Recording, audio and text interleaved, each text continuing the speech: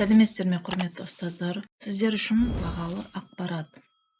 Бүгін біз сіздермен Қазақстан Республикасының мектепке дейінгі тәрбие мен оқытудың үлгілік оқу жоспарымен танысамыз. Бұл жерде, яғни жүктемелер, сіздер тест тапсырғанда осы үлгілік жоспар бойынша өте көп, 70-80% сұрақтар осы жақтан келеді. Мұқият тыңдаңыздар және міндетті түрде қараңыздар, Бір жастан бастап бірінші сыныпқа қабылданғанға дейін балаларды оқыту қазақ тілінде жүргізілетін мектепке дейінгі тәрбие мен оқытудың үлгілік оқу жоспары. 195-ші бұйрық бойынша. Кеттік. Міне, үлгілік оқу жоспарының схемасы міне осындай болады.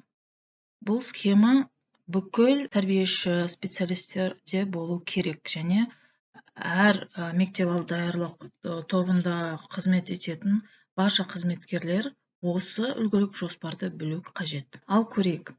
Бұл схемада бірінші нумерация, екінші білім беру салаларының ұйымдастырған оқу қызметтері. Мына жақта 5 сала бойынша ұйымдастырған оқу қызметтері жазылған. Ол екінші графа. Үшінші графада бізде Үшінші графадан бастап соңына дейін бізде топтар. 5 топ. Біріншісі ерте жас тобы 1 жастан бастап. Екінші кіші топ 2 жастан бастап. Ортаңғы топ үшінші міне 3 жастан бастап. Төртінші бұл ересек топ, олар 4 жастан бастап. Және міне мектепалды даярлық тобы 5 жастан бастап. Енді салаларды бір қарап шығайық. Бірінші сала бізде денсаулық саласы. Денсаулық саласына 2 ұйымдастырылған қызмет жатады. Біріншісі дене шынықтыру ұйымдастырылған оқу қызметі. Екіншісі қауіпсіз мінез құлықтары негіздері ұйымдастырылған оқу қызметі. Денсаулық саласы. Міне. Екінші сала бізде қатынас. Қатынас саласына 4 ұйымдастырылған қызметі жатады. Оның біріншісі сөйлеуді дамыту, екіншісі көркем әдебиет, сауат ашу және орыс тілі ұйымдастырылған оқу қызметтері. Келесі сала бізде таным саласы. Бұл салаға 4 ұйымдастырылған қызметі жатады, қызметтері. Бірінші математика негіздері, екінші сенсорика, үшінші құрастыру, төртінші жаратылыстану. Келесі сала шығармашылық саласы. Шығармашылық саласына 4 ұйымдастырылған оқу қызметтері кіреді. Оның біріншісі сурет салу, екіншісі мүсіндеу, жапсыру және музыка.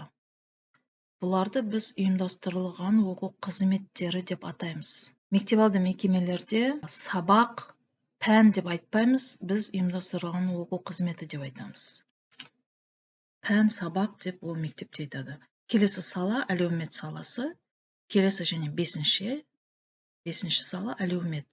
Әлеумет саласына 2 ұйымдастырылған оқу қызметтері жатады. Біріншісі өзін өзі тану, екінші қоршаған ортамен танысу. Міне 5 саланы және оған жататын ұйымдастырылған оқу қызметтерін атап шықтық. Және де бұл схемада төменге қарай қарайтын болсақ, міне бұл жерде ұйымдастырылған оқу қызметінің ұзақтығы дейді. Бұл графада ұзақтықтар жазылған. Ары қарай апталық оқу жүктемесінің көлемі мінекей. Айдан анық бәрі түсінікті жазылған. Және де келесі вариативтік компонент, міне графа. Және барлығы қанша сағат болатыны міне жазылған. Енді жоғары көтерілейік. Сізде мінекей тесттің ішінде осындай сұрақ болуы мүмкін. Мысалға тыңдаймыз. Ерте жас тобында денсаулық саласы бойынша қанша сағат берілген? аптасына дегенде сіздерге бірнеше вариант жауаптары шығады. Бір, мысалы 0,5, 3, 2 деген сияқты. Сол кезде сіз міндетті түрде 3 деп жазу керексіз, таңдау керексіз.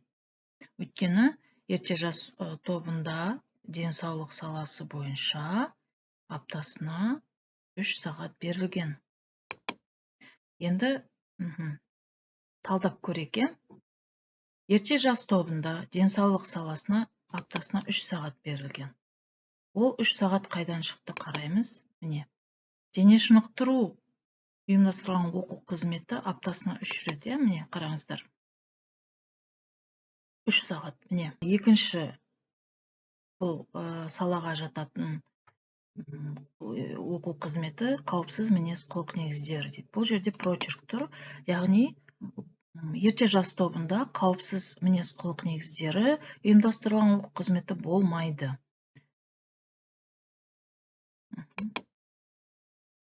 Ол не дегеніміз? Ол деген 3 сағат. Ерте жас тобында денсаулық саласы бойынша аптасына қанша сағат беріледі дегенде 3 сағат дейсіздер. Болды. Енді ерте жас тобын соңына дейін талдап шығайық. Төменге қарай түсеміз. Неке. Ерте жас тобында қатынас саласы бойынша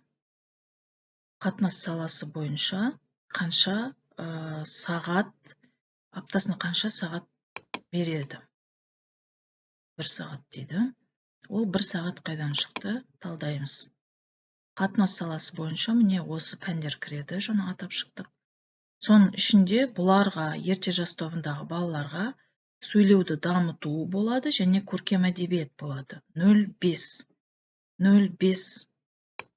дейді ғой орысша.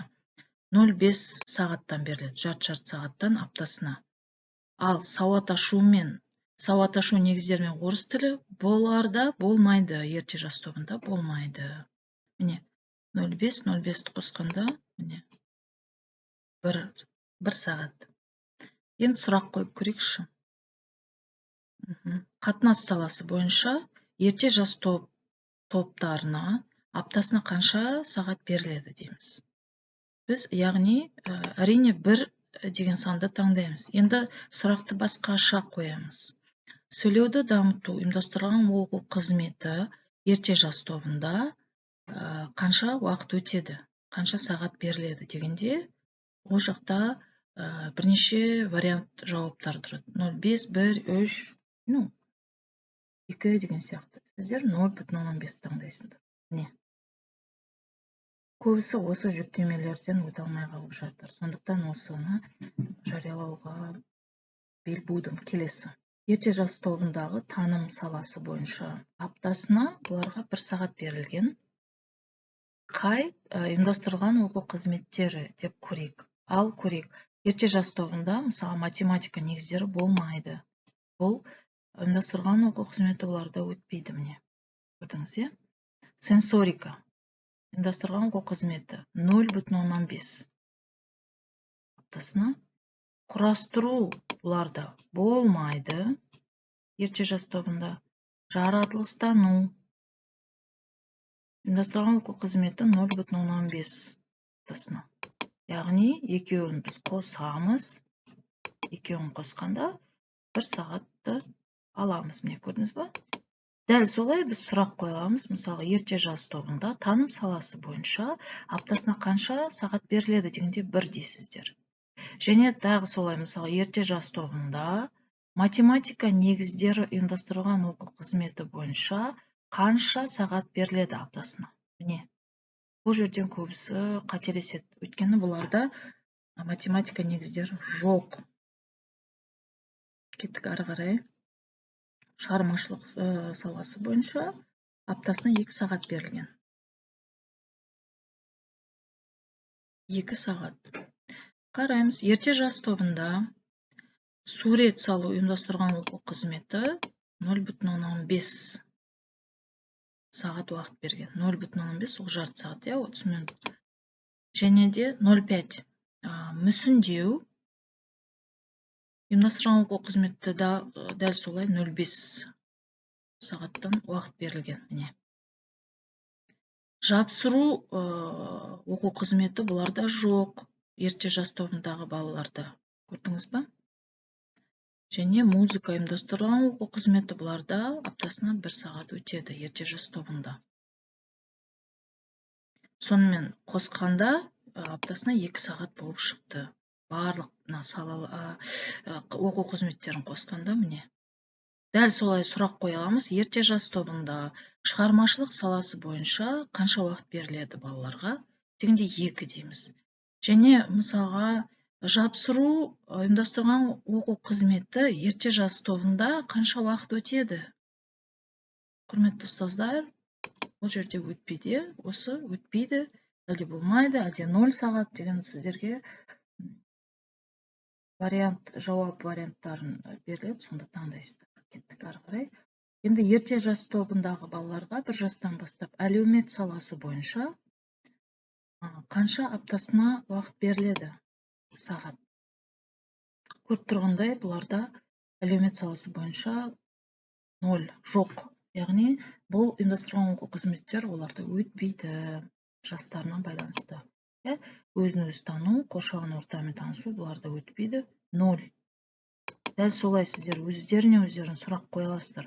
Әлеумет саласы бойынша ерте жас топтағы балаларға аптасына қанша уақыт, қанша сағат беріледі дегенде міне 0.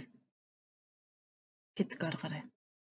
Енді бүкіл жаңағы мына сағаттардың бәрін қосып шыққанда, мінекей, ұйымдастырылған оқу қызметінің ұзақтығы дейді. Бәрі қанша болды? Енді бұл жерде мұндай графа, ұйымдастырылған оқу қызметінің ұзақтығы дейді. Енді ерте жас тобында бір ұйымдастырылған оқу қызметі қанша уақыт өтеді? Сіз жауап бересіз 7 және 7-10 минут дейсіз. Бір ұйымдастырылған оқу қызметі. Одан асып кетпеу керек, бұдан аз болмау керек. Ұзақтығы. Келесі, апталық оқу жүктемесінің көлемі. Енді мына бүкіл жаңағы сала бойынша қанша уақыттың бәрін қосқанда бізде 7 сағат болып шықты. Енді бұлай сұрақ қояйық, ерте жас тобында апталық оқу жүктемесінің көлемі қанша болады деген сұрақ келеді сізге. Сіз 7 сағат деп жауап бересіз. 7 сағат. Әрі қарай көрейік, вариативтік компонент. Міне, бұларда жоқ, 0.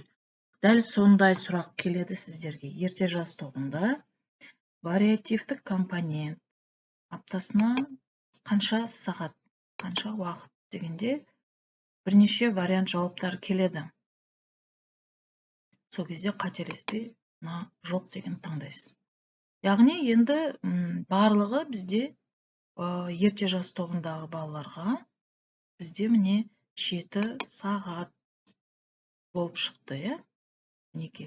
Біз қазір міне сіздермен ерте жас тобындағы, яғни 1 жастан бастап балаларға арналған 5 сала бойынша сағат сандарын, апталық жүктемені қарап шықтық.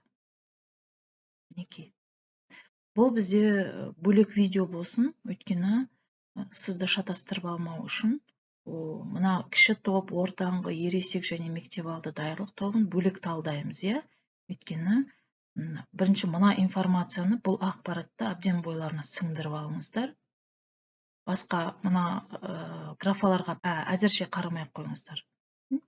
Осыны қорытып, бойларына сіңдіріп алыңыздар. Мінекей, келесі видео бізде осы топтарға арналатын болады. Құрметті ұстаздар, егерде осы ақпарат сіздерге пайдалы деп ойласаңыздар, деп шешсеңіздер, онда менің жұмысыма лайк қойсаңыз, мен қуанып қалар едім.